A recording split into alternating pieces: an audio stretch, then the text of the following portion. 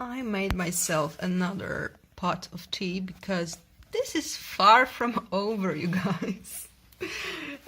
So just to finish this this topic about one was about Banya. What I wanted to say is that it was a place where many rituals would be held. So it was believed to be, yeah, a kind of a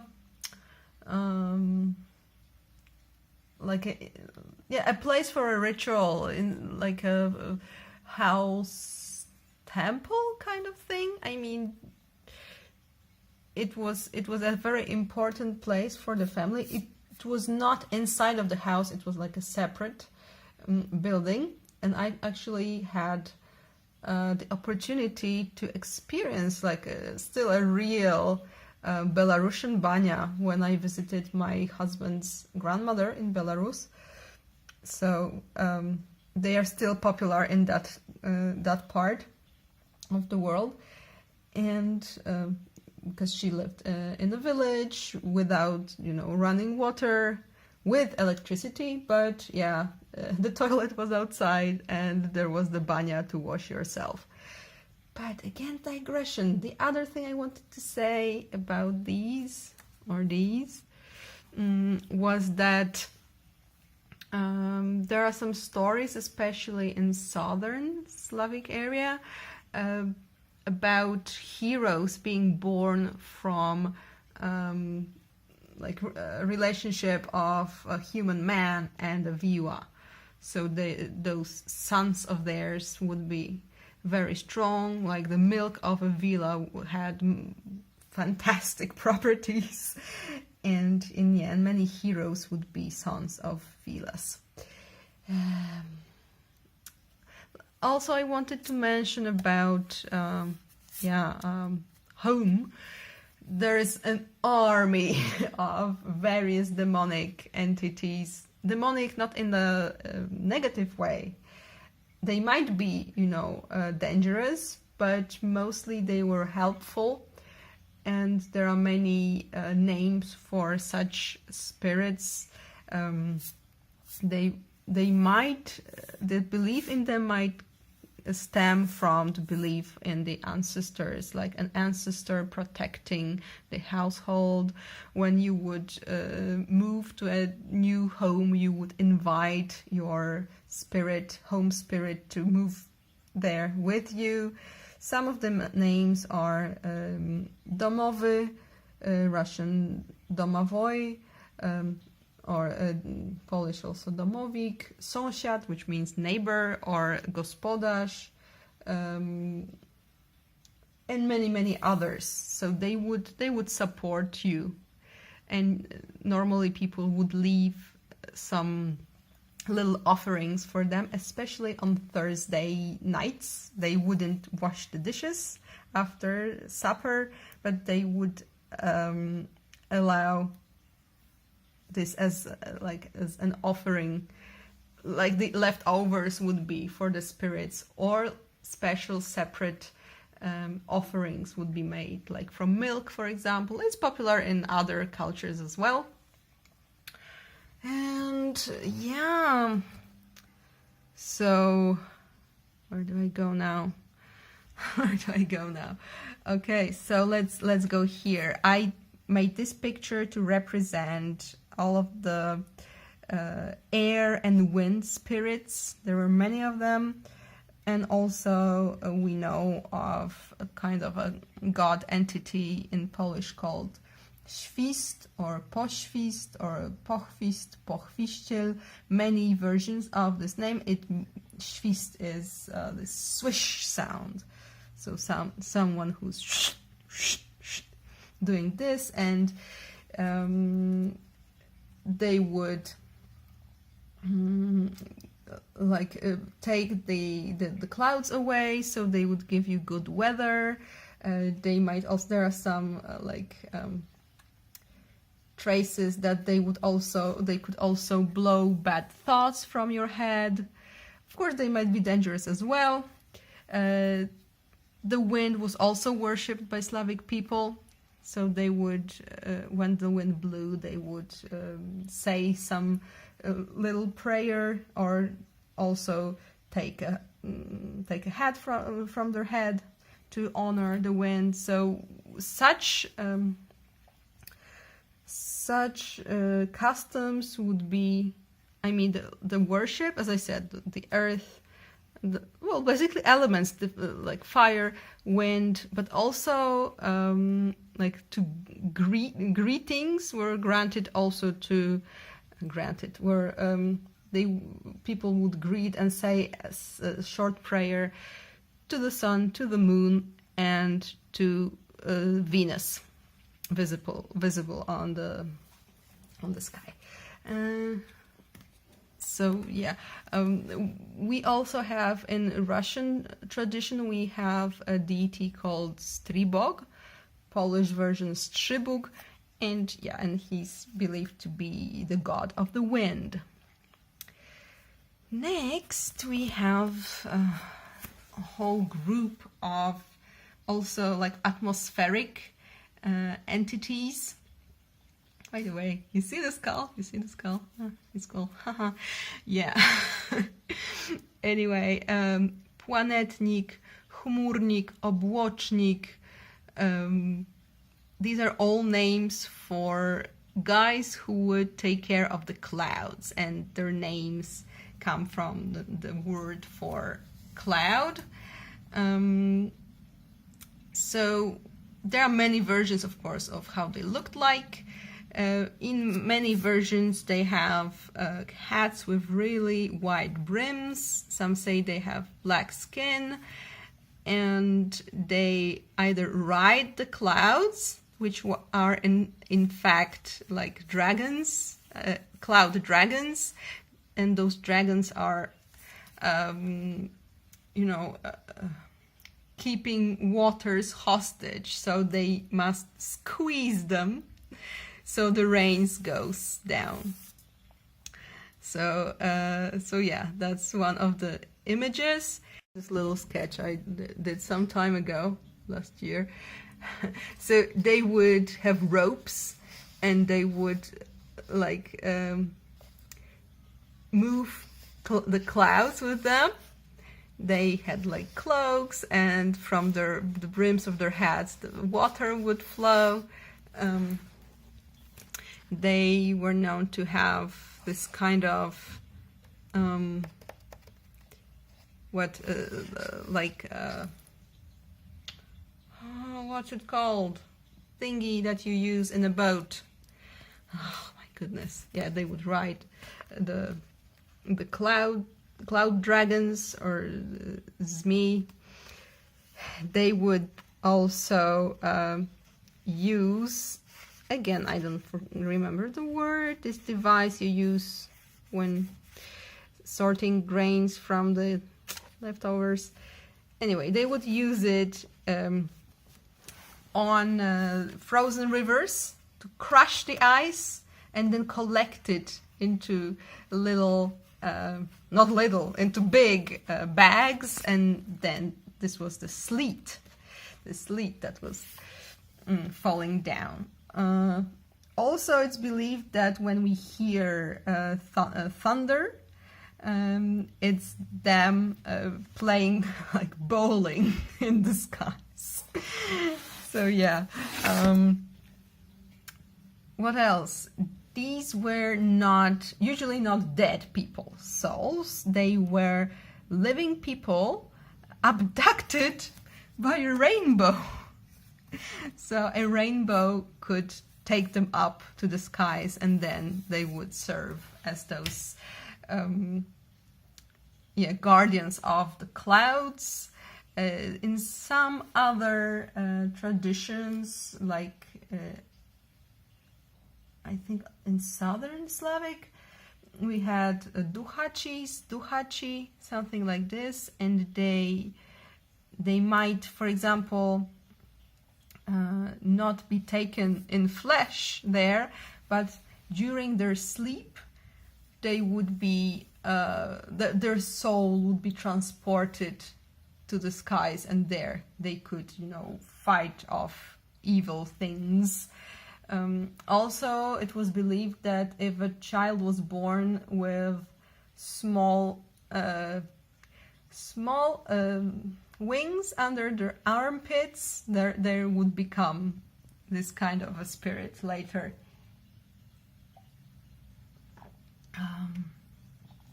Okay, now we have here the horn, a sacred vessel. It appears in many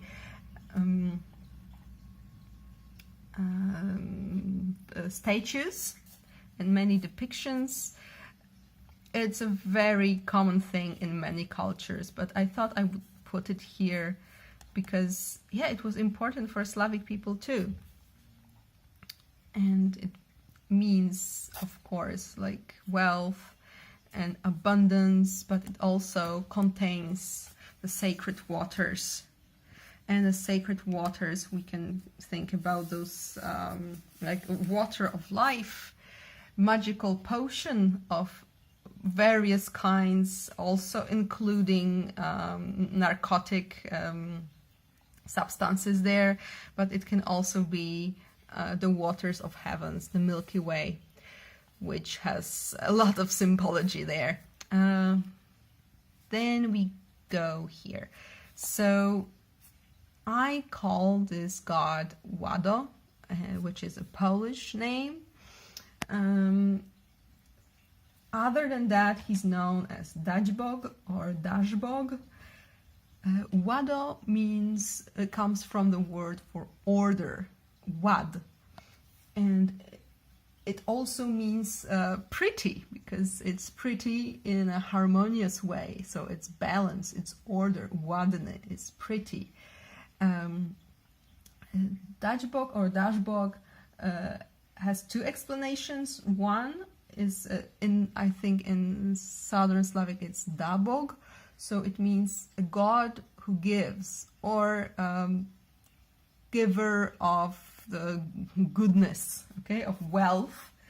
Another explanation, if we go to the Iranian roots, might be a god who burns. So Dajbog is often associated with the sun, and often these two are mixed also with this one. So if you have like heard or believe in a different version, it's totally okay. I just divided them like this. So Swarożyc is a god of fire, and Dajbog is a god of heavenly fire, in the like connected with the sun, but also with like good weather, which is connected with the sun, and generally speaking, the brightness and the order.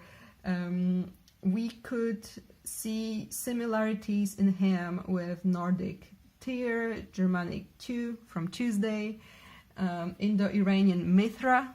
I'm sure you've heard about him. So he was also like god of rules and order and a judge, just like Tyr. A lawgiver, had solar properties, and we see that Wado seems to be like that. Rulers, for example, in Chronicles would be portrayed as similar to him, so that they were like the ideal ruler.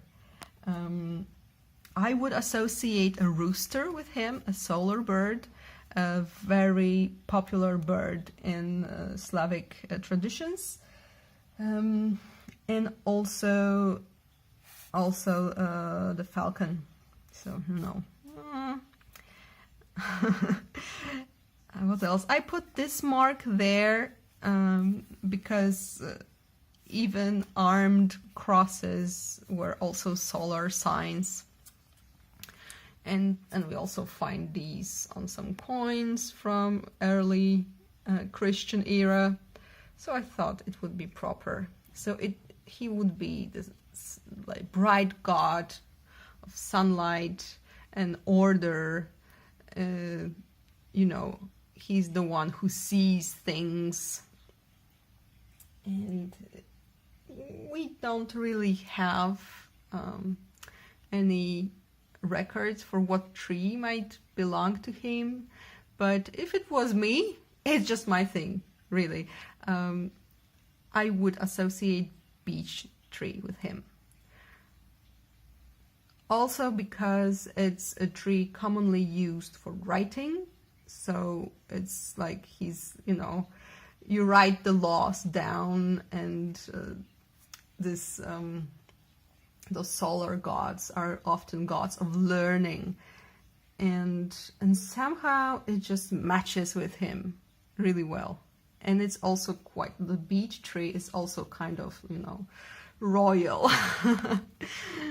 But this is just my speculation here. Well, speculation, since we don't have that much left. We have to work to you know, to build back things. So yeah, this is just me. Then about this guy, I made a whole video. Check out the video on Yash, also the Polish name Yash, also known as Pierun, a god as widely known as Veles in all Slavic countries, and very popular, a thunder god. He is a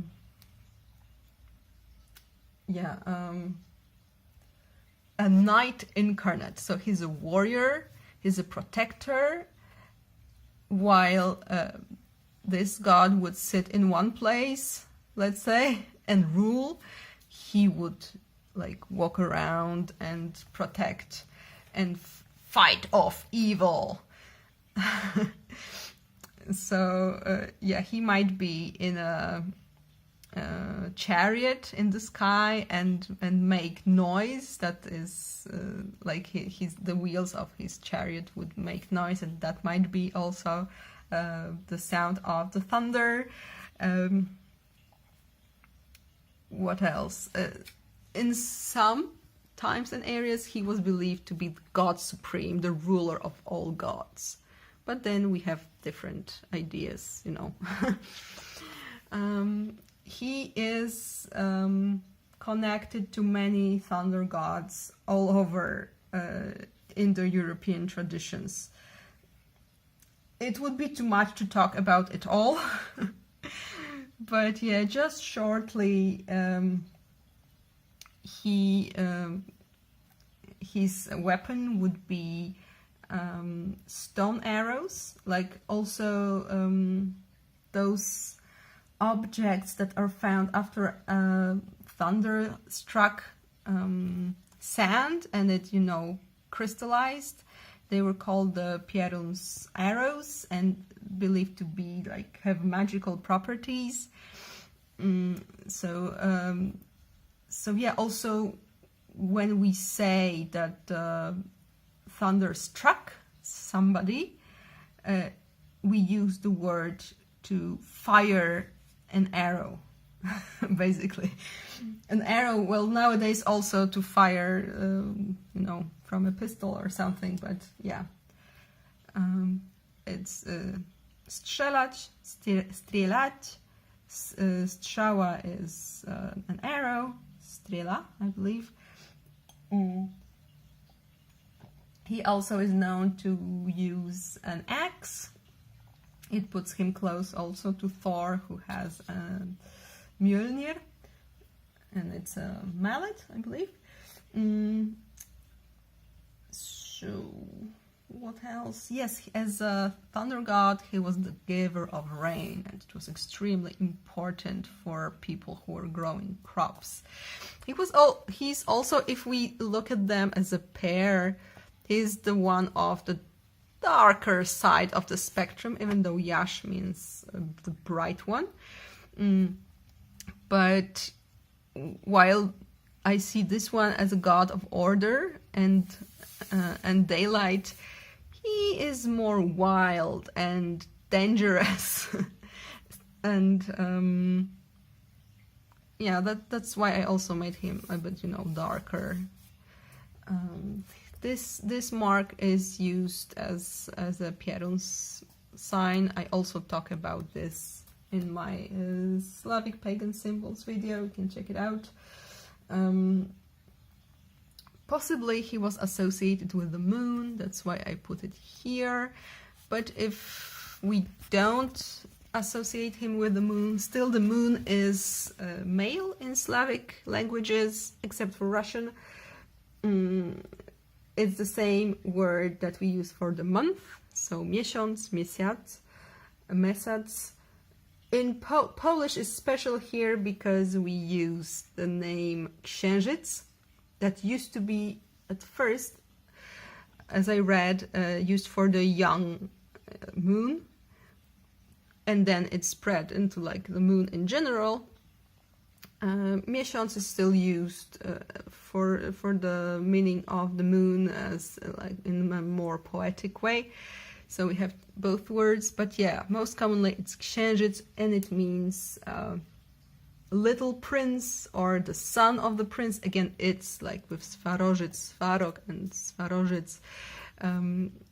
I personally believe that it was there was a kind of moon deity, a moon god that was, you know, you often avoid speaking the name because of the taboo, so you use euphemisms. So here is our little prince shining in the night sky.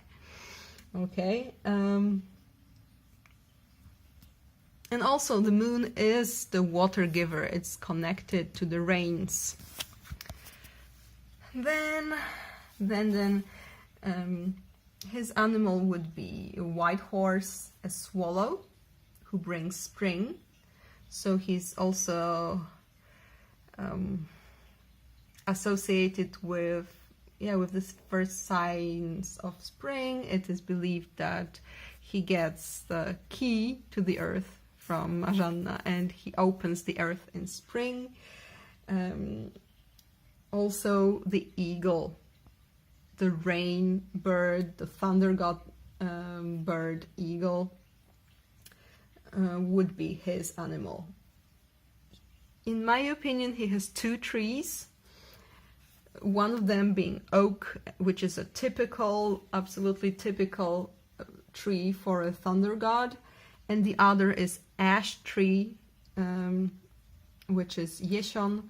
It's really close to his name, well, at least in Polish, and to the name for autumn, and also similar to some words for spring. So I see him also as a god of, you know, borders. Also because he has the key. But yeah, I could talk about him for ages, and there's much more in the Yash video. So yeah, he's believed to be the arch enemy of Veles. Some stories say that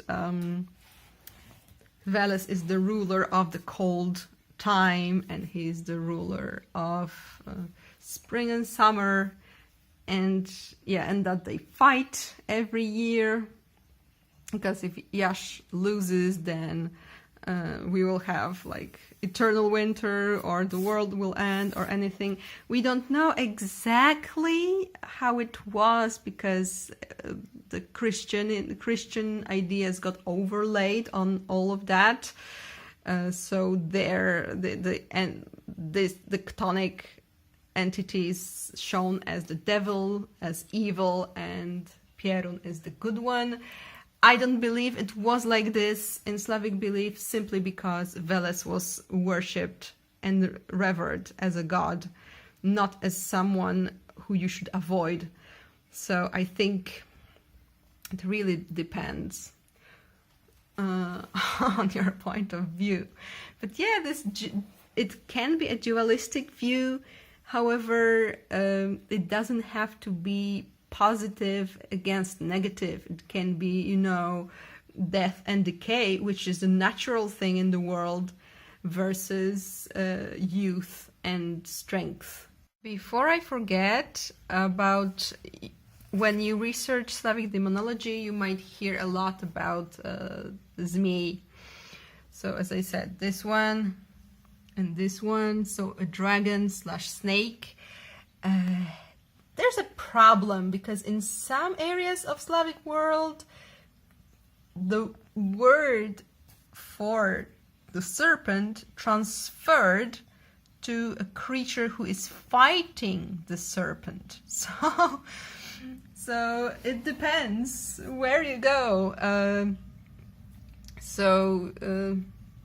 Yeah, only to explain that. And other thing, I got mind blown yesterday because I was reading on some Slavic thingies, and I've known that before, but so let's put it like this. There is a Polish demon that is believed, it has various versions. It's either a wind type of a demon that is, it appears as a whirlwind, and it dies when a thunder strikes.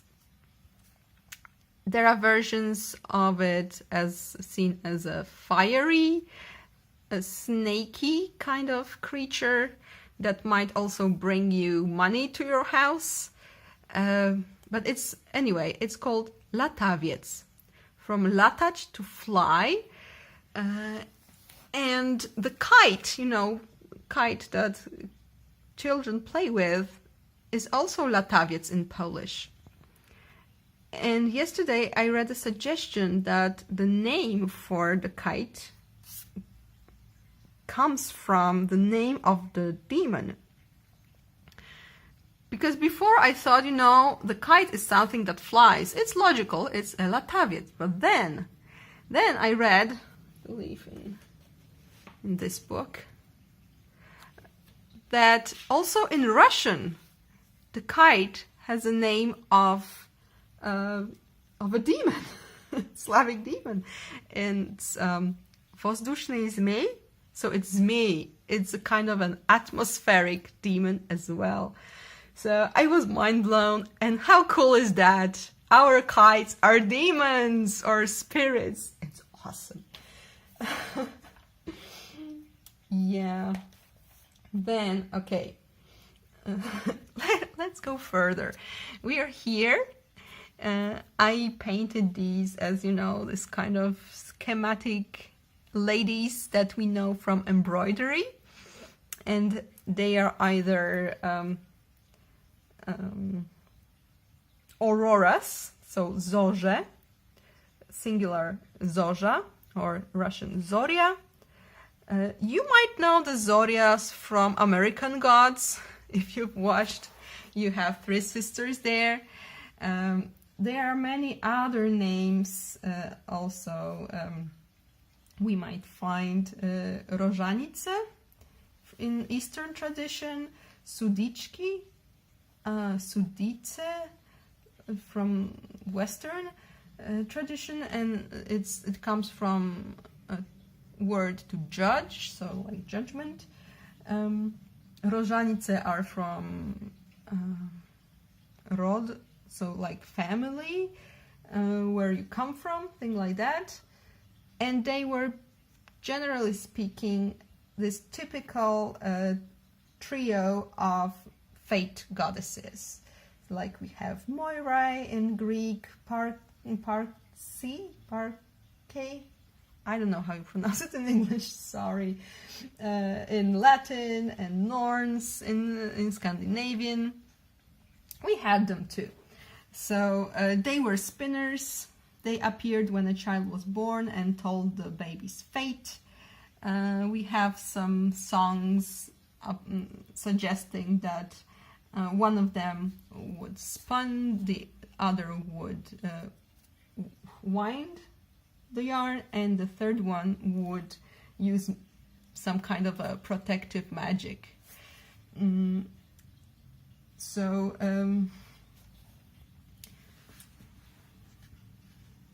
Zorza or Zoria is aurora, but it also, well, it means light. This kind of light that appears in the morning and the evening, and there was the third one, was the noon. Zorza, or interchangeable with it, midnight Zorza. But there were always three. They obviously have strong, like solar, bright properties. That's why I painted it like this. And yeah, they were goddesses of fate. As I said before, we have also the word for Yutrzenka, so they might be also connected. Like, we have it interchangeably, Yutrzenka, which is aurora, or Zorza, which is translated also to aurora. And yeah, that would be it. Now I'm here, and this is goddess Gigilela or Wada. Some people separate them. I will only say that we often get pairs like Wada, Freya, and many others that have, just similar names that are repeating one another, and they are usually either a couple or mother and son. Yeah, like for Pierun, we have also, in the south, we have Perunica. So this is unclear. It might be like a wife or a mother. I see her more of a mother type. So if we were to go to the good old triple goddess, schematics, I would go with maiden, mother, crone, but it's not obligatory. Then the name itself, as I said, Wad is order, and she is the goddess of the tree. She guards the order of the world. She guards the sacred path of the tree, or, well, the tree can be seen also as the Milky Way that takes us to another world. And her tree would be linden tree, the tree of love. In the chronicles, she is likened to Venus, so goddess of love. Also, name Gigilela is interpreted in many ways. One of them being the great Lela, the Queen Lela. We also see some examples of name Gigi's Lado, so the great Wado. See this, there's a connection there. Lela, it's a really simple word, so the meanings are vast, but as I always say, the more meanings the deity's name can have, the better the name. Really. So some people see here Lelach as, moving like this, so you can cradle babies, and then Gigi would be from babies, children. Some say it's from Jady, Jidy, so Didi, meaning forefathers. So, as I said, the ancestors, male forefathers, Jady, foremothers, baby. Yeah, so it might be that. And it would make sense with the ancestors too, because she's the goddess of the tree with the birds. She's often, I mean, I identify her with the goddess who's holding two birds, like on each hand. So she might be a goddess who is guiding them to go back to Earth, okay? Veles is greeting them downstairs and she is sending them to the Earth. Okay, what else can I say? Oh yeah, some old chronicles, because you know in old times those chronicles were written usually in Latin, and you know people had classical education, so they would either compare gods to Greek deities or Roman deities. So as I said, she's likened to Venus, but also to goddess Leda, who gave birth to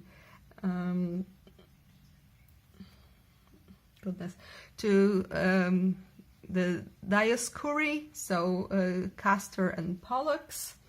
I talk about this a lot in my how is it called? Heavenly Twins, Divine Twins. There's a video about twin gods in my Slavic pagan stuff playlist. You can check it out. But she is listed as as Leda, mother of Castor and Pollux, translated into Lel and Polel, twin gods. Some scholars see Lel and Polel as Wado and Yash. So she might be also like this type of a goddess, mother of twins. And also those like two birds on her arms might be her two sons who rule the skies. Okay, he rules the good weather, bright weather. He rules the rains and sleet and such.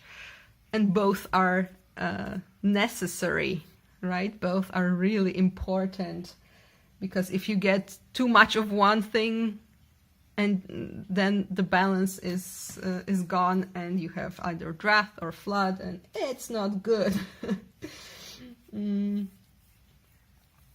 Okay. Some people see similarities of her with Lithuanian, so Baltic Laima goddess.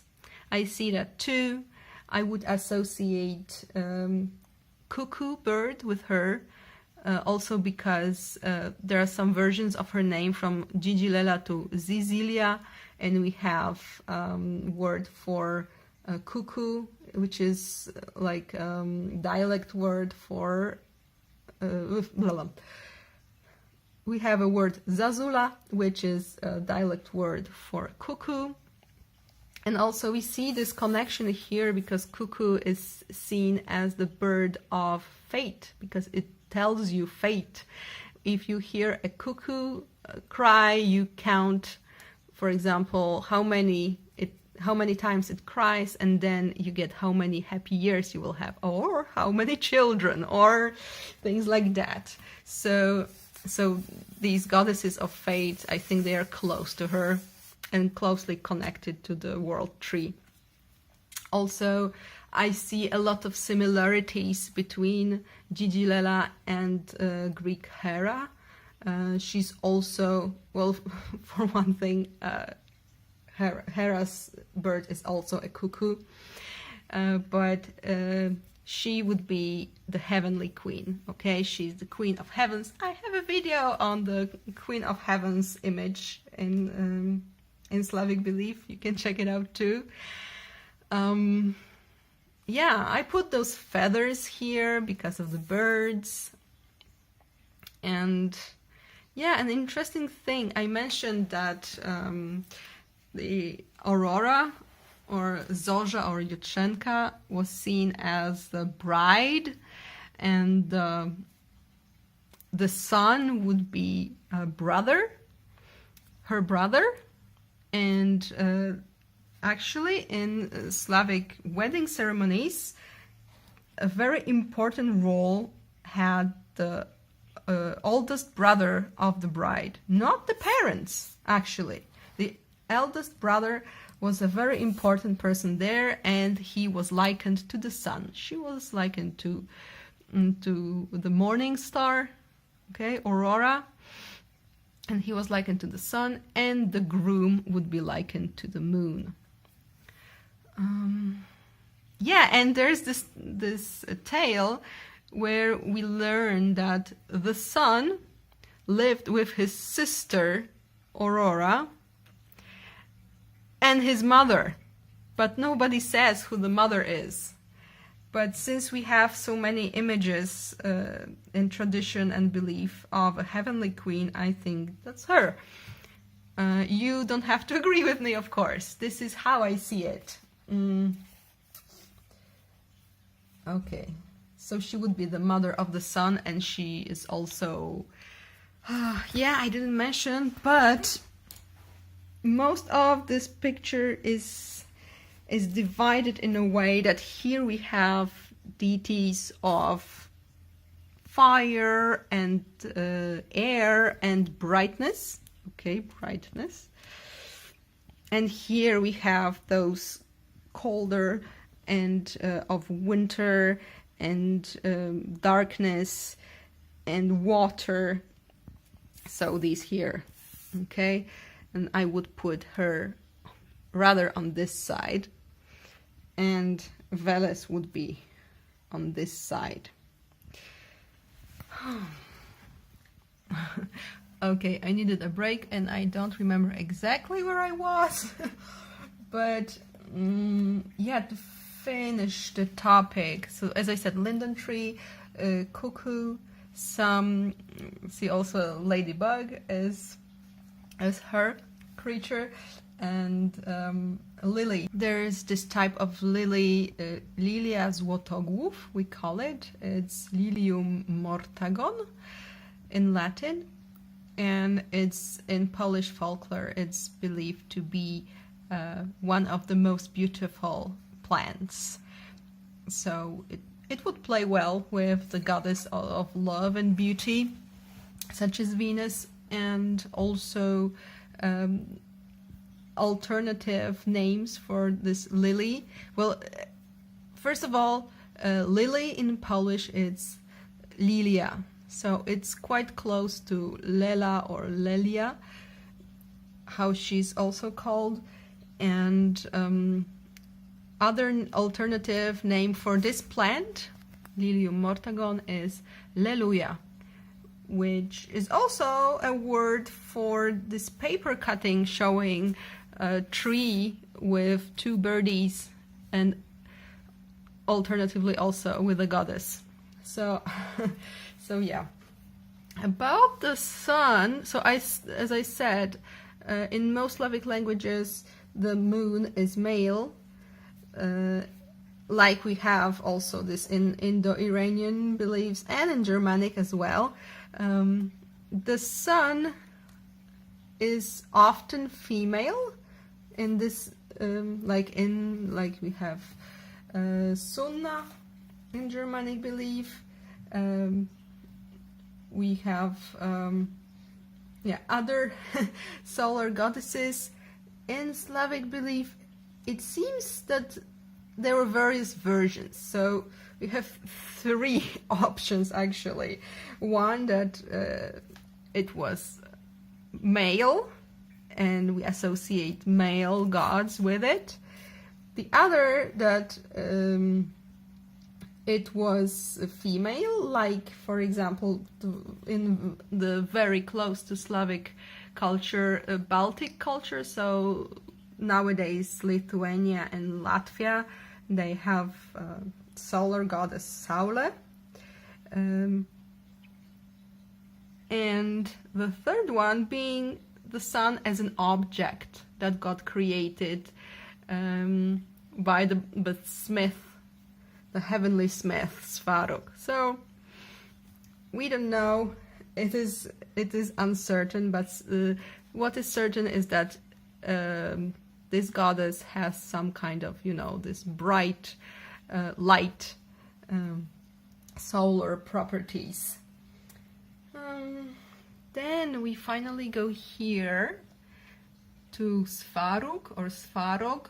As I said, his name, one of the most obvious etymology here is from Svar and Svarga, words like this, which mean heaven, and the brightness and such ideas. By some, he is believed to be the ruler of all the gods. As I said, some associate Perun with this. Because of his name, also, we can see, well, he's believed to live in the skies, but because of his name, we also see that he's god of the sky, of the heavens, and I think he makes a nice pair with Mother Earth here.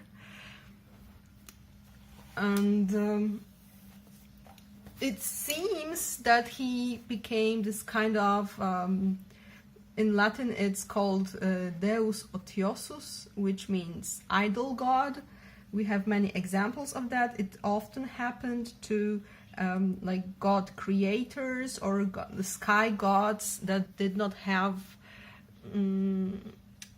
they didn't stop taking action generally, and gave orders or gave power to other gods that would act in his name.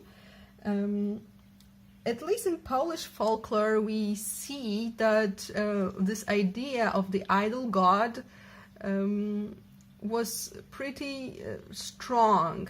The Christian god was seen as a person really far removed from the everyday life, and he would have all kinds of servants, angels, saints, who would work in his name, who would act in our world in his name. So yeah, because of his name, he might also be just, we could see him as the sky personified, which as I said, would make good pair with Mother Earth. And he's the god of brightness, also some say that of fire, and of the craft of making tools. So he was a smith. I will soon be receiving a fantastic, I hope, it's from a series that I know and like, a book about the smiths in Slavic tradition, so I cannot wait to just learn how the smiths were, perceived, and what we can spy here in regards to pagan traditions. Because as we know, smiths were believed to hold really strong magical powers. So yeah. What else did I want to say? Oh, so as I said, we might see the triad here with 3 goddesses. We have this triad here. I did not mention that Veles is also often associated with number 3. There are some deities recorded that are called Triglav, which means triple head, or Trojan, which comes from the word for 3. But we might see another triad here. As I said, Slavic people worshipped fire. They saw it as sacred, and we have traces of the image of the triple nature of fire. So we would have a triad again here. Oh, come on. Here, because it would be fire, like earthly fire, the brightness of the sun as fire, and the brightness of the thunder here. So these three, like three brothers, let's say, they together might be a triad of fire gods. Yeah, sometimes we could include this one, but as I said, these two are very strongly connected, so it might as well be like this. Yeah, so I'm almost done. One last thing, I talked in the video about divine twins.